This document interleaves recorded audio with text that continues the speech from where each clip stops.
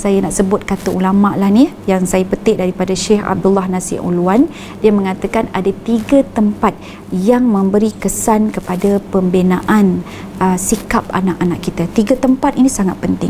Yang pertama rumah, yang kedua masjid, yang ketiga sekolah. Cuba tuan-tuan perempuan kita tengok hari ini, pada saat ini, antara rumah, masjid dan sekolah, apa yang kita ada? Rumah. Jadi kita benalah rumah itu menjadi satu persekitaran, membuatkan anak kita suka, tenteram, tenang apabila berada di rumah. Kemudian yang kedua, kita biasakan, mulakan dengan bermesyuarat dengan anak-anak, bincang dengan anak-anak, jangan arah memanjang. Jadi kita dengar apakah cadangan daripada anak-anak ni. Biarlah nampak bodoh pun cadangan tu, tapi kita catat, tanda kita hargai.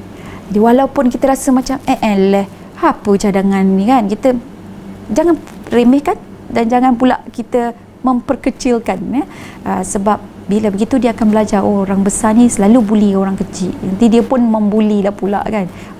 Ayah ni tak suka dengar pandangan saya, jadi dia pun rasa macam tak naklah bagi cadangan selepas ini. Jadi hidupkanlah rumah kita, jangan buat macam tu, kita hidupkan rumah kita dengan masyuarah. Okey, kemudian seterusnya, waktu ini juga kita mungkin boleh buat sedikit pertandingan. Tim ayah dan tim mak.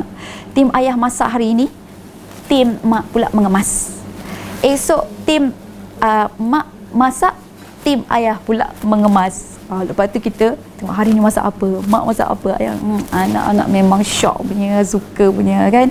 Okey, selain daripada itu, ini sebagai contoh saja dan cadangan dia. Yang ketiga, kita ini kena jadi contoh kepada anak-anak kita tentang apa yang kita nak anak-anak kita jadi. Anak kita nak jadi apa ni kan, kita jadi contohnya. Contoh, kita nak anak-anak kita ini solat tepat waktunya, kita kena tepatlah solat waktu dia. Kemudian kita nak anak-anak kita ni kalau duduk di hadapan kita, janganlah pegang gadget handphone tu je, tunduk, lepas tu gelak-gelak sendiri, senyum-senyum sendiri, kan sakit hati kita kadang, betul tak? Kita ni jangan buat macam tu depan dia, asyik sangat dengan handphone kita kan. Kita bila kita buat, kita tak perasan, tapi bila anak-anak buat, kita cepat perasan. Jadi jadilah contoh pada apa yang kita mahu anak kita jadi. Dan seterusnya, kita kena tunjukkan kita sentiasa berhubung dengan ibu dan ayah kita. Walaupun kita berada dalam rumah kita, kita curfew, tak boleh keluar kan, tak boleh keluar sesuka hati kita, tapi kita boleh gunakan Skype, kita boleh gunakan FaceTime, kita boleh gunakan WhatsApp, video call. Buatlah video call dengan ibu ayah kita, dan kita bersembang dengan dia, tanyakan khabar, bergurau dengan mereka, tunjukkan anak-anak kita kan. Jadi mereka akan nampak betapa mesranya ibuku dengan nenekku, betapa mesranya ayahku dengan atukku. Jadi dia akan buat benda yang sama, sebab benda itu akan melekat dalam hati dan juga jiwa mereka.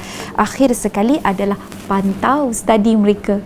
Jadi setiap hari kita kan ada 24 jam tu, jadi kita block masa yang dah buat dengan kerja rumah tu satu lagi masa untuk dia study. Saya yakin tuan-tuan perempuan dah buat dah semua benda ini, dan sekiranya sudah buat, kita jangan lupa satu lagi, sentiasa berdoa kepada Allah Rabbul Izzah supaya Allah bantu kita untuk mendidik anak-anak kita yang merupakan milik Allah.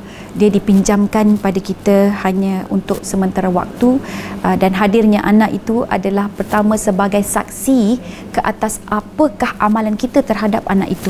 Bagaimana kita bentuk anak tersebut, dia telah tertanam, tercetak pada diri anak-anak tersebut, dan ia akan bawa sehingga ke hari akhirat.